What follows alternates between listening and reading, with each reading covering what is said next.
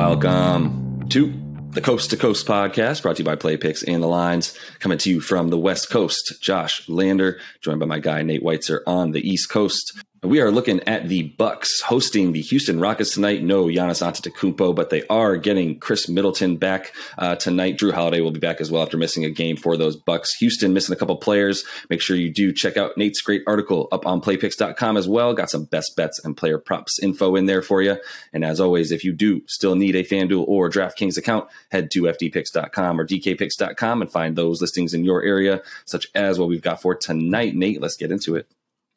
Yeah, the Bucks are up a point, opened at -9.5, and it's now up to -10.5. That total's standing pretty steady, though, at 224, and that's what we're going to focus on in this video. We got 5 other games on the slate tonight, including our other video, which is Celtics -5.5 at home against the Cavs. Total is creeping all the way up to 215 there. You let it get high enough, and that under will certainly be exploitable. Magic +8 at the Hawks.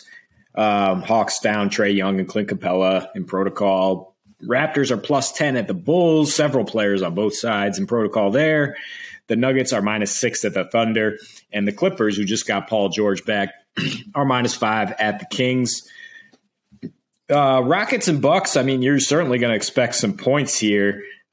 Houston had been playing pretty well during the 7-game win streak, and the bottom really fell out after that. They've gone over in 6 of their last 7.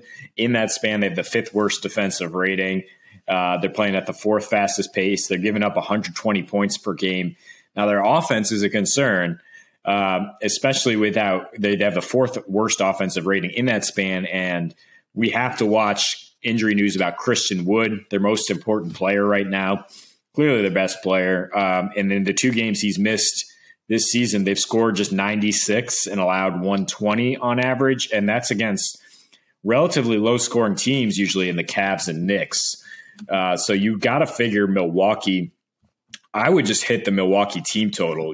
Right now as we sit, it's 117.5. Maybe it'll change if Wood is ruled out. Usually these team totals don't move too much, so if you see Wood ruled out, I would definitely hit that total with some more units then. Because Milwaukee, when they have their guys, even if they don't have Giannis, they can still put up points in bunches for sure. Their offensive rating is roughly the same without Giannis. They are scoring 3 fewer points per game without him, and their field goal percentage has dropped. But we're talking about a team that's going to rely more on the 3-point shot without Giannis. They're already leading the Eastern Conference in terms of the percentage of their points that come off triples. And when Giannis is out, that's only going to rise. And the Rockets are the 5th worst 3-point defense, or third worst in their last 7 right now, and the worst field goal percentage. So I like the overall around here. I'd be a little concerned about the Rockets keeping pace, although they did just get to a total of 250 with the Bulls, who don't love to run up and down as much as the Bucks do. The Bucks are on a rest advantage here, haven't played since Saturday, and rested their guys on that back-to-back. You mentioned, no Middleton, Allen, or Drew Holiday. So the over is 21-11 when they have a rest advantage since last season. And the over is 4-0 in their last 4 with teams with a losing record. And I don't think they're going to cover 10 points necessarily. That's certainly a possibility, but it's not a preferred bet. It's just we don't like doing double-digit spreads here when one team is not guaranteed to roll. But I do like the over here, and I like the Bucks to get over their total at home. Yeah, I wish there was more of a precedent set in their last game, but they had in terms of when the Bucks beat the Rockets at home and they won by 9 in that game, failing to cover that spread actually. With this game, you got Giannis out. He had such a big game against them last time when they played. He had 17 boards and 41 points. So just went completely nuclear on him. Rebounding is something that I might look at, considering Giannis had those 17 boards. Christian Wood doesn't play. He was the only guy with over 7 rebounds for the Rockets the last time they played this team. Really the only guy rebounding at all for the Rockets right now. You mentioned their numbers without him. He's going to be really important to my decision on if I want to take that spread or not. If Christian Wood doesn't play, I really don't feel too bad about 10 points for the Bucks at home, to be honest. I think, you've got the rest advantage that we mentioned for Milwaukee here, not playing very much as of late, and Jrue Holiday sitting out the last game. I think he'll come back. I'm really looking mostly, honestly, looking at player props just as much as I am anything else in this game, feeling really good about, both Jrue and Chris Middleton getting theirs without Giannis playing tonight. Both of their stats go completely up, but they actually go bananas when Giannis is not playing. Both these guys are, two all-stars for sure when Giannis is not around easily. And we'll talk about that a little bit more in that player props video as well. As I'm really feeling really, really good about Jrue Holiday tonight.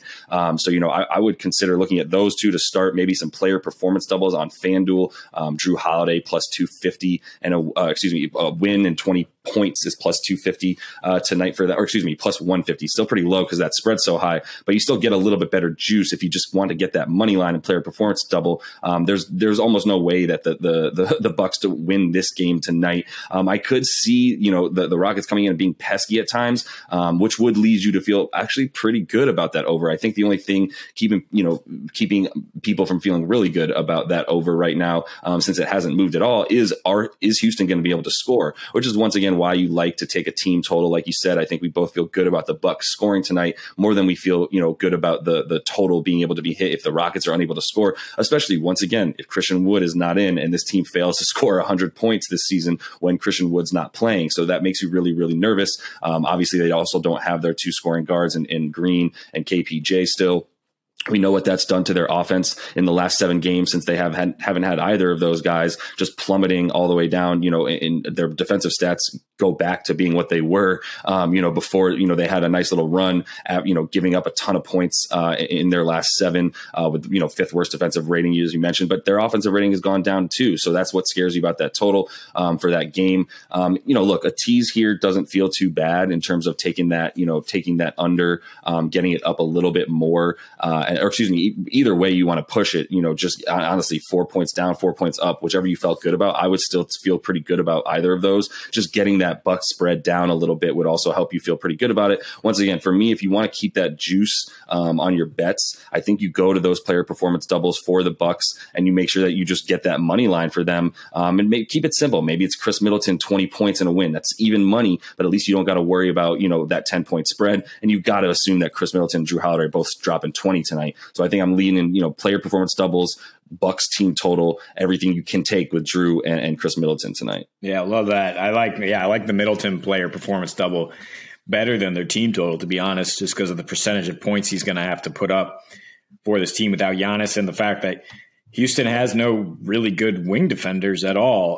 They're going to be playing Eric Gordon a lot and just trying to gun with this team, which they've done pretty consistently lately. We saw that huge shootout in Atlanta and a shootout with the Bucks to go over in their last one. They've actually gone over in 8 of their last 9 against the Eastern Conference.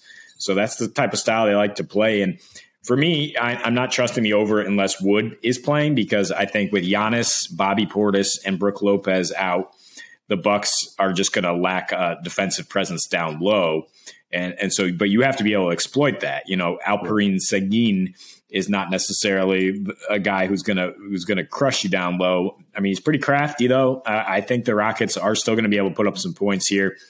It's a spunky young team that's facing the defending champs on the road, and so far they've been having fun. Freewheeling style, fast paced, scoring a lot of points, giving up even more, and they're sort of the poor man's Charlotte Hornets in that way.